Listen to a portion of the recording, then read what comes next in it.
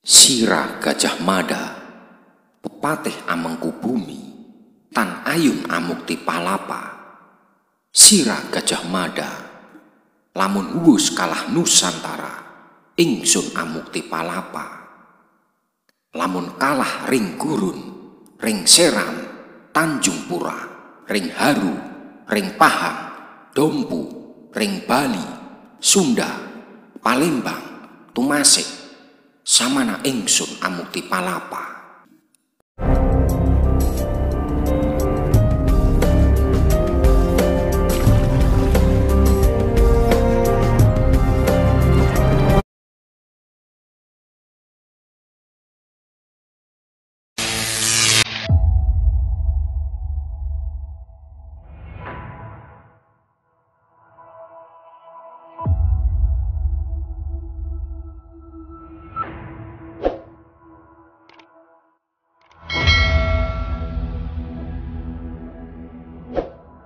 Sepenggal cerita pengangkatan Gajah Mada sebagai Mahapatih Amengkubumi pada tahun 1258 Saka atau 1334 Masehi yang tercatat dalam kitab Pararaton, apabila diterjemahkan memiliki arti ia Gajah Mada sebagai patih Amengkubumi tidak ingin melepaskan kuasa.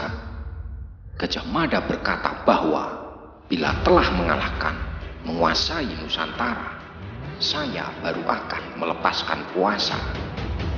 Bila telah mengalahkan Gurun, Seram, Tanjung Pura, Haru, Pahang, Dompu, Bali, Sunda, Palembang, Tumasik, demikianlah saya baru akan melepaskan kuasa. Sumpah tersebut sempat menggemparkan seantero Nusantara. Kegemparan itu termuat dalam tulisan sejarawan Slamet Muljana dalam tafsir sejarah Nagara Kertagama. Para petinggi kerajaan seperti R.A. Kembar, R.A. Banyak, Jabung Tarewes, dan Lembu Peteng merespon dengan negatif. Respon negatif para petinggi kerajaan Majapahit tersebut membuat Gajah Mada sangat marah karena ditertawakan. Analisa tersebut juga dikuatkan oleh tulisan Muhammad Yamin dalam Gajah Mada Pahlawan Pemersatu Nusantara.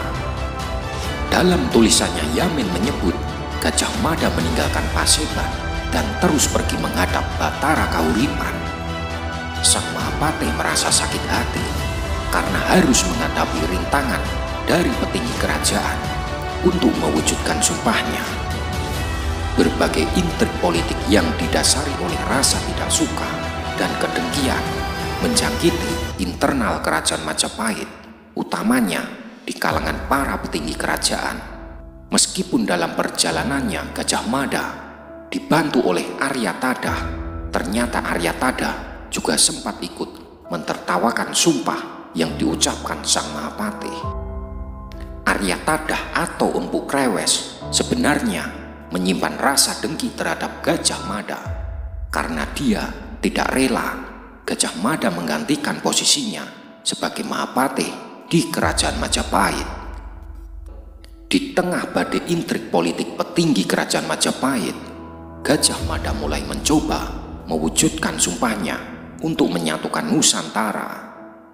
Upaya itu dilakukan selama 21 tahun, yaitu pada tahun 1336 hingga 1357 Masehi. Upaya penyatuan Nusantara itu dilakukannya dengan menundukkan kerajaan-kerajaan yang berada di luar kekuasaan Majapahit, seperti Gurun Lombok, Seram, Tanjung Pura Kalimantan, Haru Sumatera Utara, Pahang Malaya, Dompu, Bali, Sunda, Palembang Sriwijaya, dan Tumasik Singapura. Dalam kitab Nagara Kertagama pupuh 13 dan 14, nama-nama kerajaan yang ditundukkan lebih banyak daripada yang disebutkan sumpahnya. Penaklukan kerajaan-kerajaan di luar Majapahit untuk mewujudkan sumpah palapa tersebut terus dilakukan Gajah Mada saat Raja Majapahit berganti dari Tribuana Tunggadewi ke Raja Hayam Wuruk 1350 hingga 1389. Saat masa pemerintahan Raja Hayam Wuruk, Gajah Mada melakukan penaklukan kerajaan-kerajaan di wilayah timur Di antaranya sukun, taliwong, logajah, gurun, sapi, gunung api, seram, hutan kadali, sasak, bantayan, luwu, buton, banggai, kunir, gilian, salayar, sumba, muar saparua, solor, bima, wandan banda, ambon, timur, dumpo, wanin, dan serang. Meskipun Gajah Mada adalah salah satu tokoh sentral di kerajaan Majapahit, namun sangat sedikit catatan sejarah yang ditemukan mengenai dirinya, termasuk siapa wanita yang menjadi kekasih atau istrinya, karena sangat sedikit sekali referensi yang ada. Selain itu, sosok Sang Mahapatih ini dalam biografi novel sejarah karya Langit Kresna Hadi berjudul Gajah Mada Hamukti Palapa yang diterbitkan penerbit Tiga Serangga Solo juga disebutkan tidak berambisi pada wanita. Dalam biografi tersebut ditulis kutipan dialog antara Gajah Mada dengan Mahapatih Arya Tedah tentang istri atau wanita. Berikut kutipan tersebut. Perempuan adalah sumber kelemahan bagiku, Paman, yang jika aku layani akan menjadi penghambat semua gerak langkahku ke depan. Aku tidak ingin terganggu oleh hal sekecil apapun. Padahal ke depan Majapahit membutuhkan para lelaki perkasa, membutuhkan laki-laki yang tangguh, tidak takut darah tumpah dari tubuhnya. Dibutuhkan laki-laki pilih tanding yang berani berkorban dan tidak terikat oleh waktu.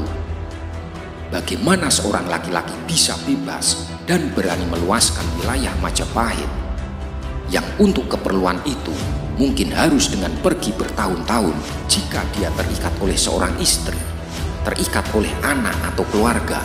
Bagaimana aku bisa mewujudkan semua impianku itu jika aku terganggu makhluk perempuan bernama istri yang merengek, merajuk? Istri atau perempuan bagiku tidak ubahnya rasa lapar dan haus yang harus dilawan. Gajah Mada mampu mewujudkan sumpah palapannya dengan mempersatukan Nusantara di bawah panji kerajaan Majapahit. Pelaksanaan politik penyatuan Nusantara dilakukannya selama 21 tahun lamanya. Terima kasih.